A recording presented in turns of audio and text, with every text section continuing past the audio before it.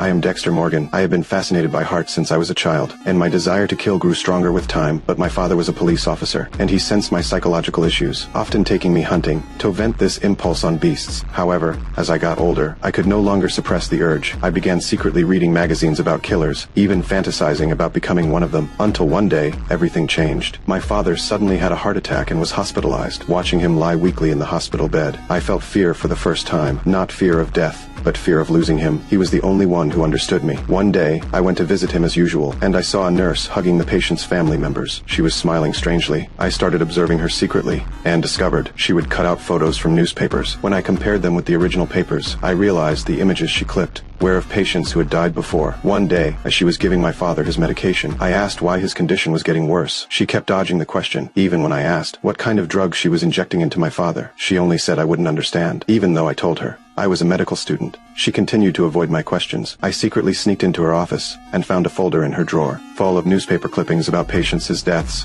There were photos of a patient who died just 2 days ago. That's when I realized the medication was the issue. I secretly took a syringe and brought it to school for testing. My teacher said it was potassium nitrate. When I asked the teacher what would happen, With this dilution? Harmless. But if administered repeatedly over the course of several days, it could kill someone. I rushed back to the ward where the nurse was about to inject my father. Wait. Harry doesn't want the shot. Harry's in a lot of pain. I want the pain.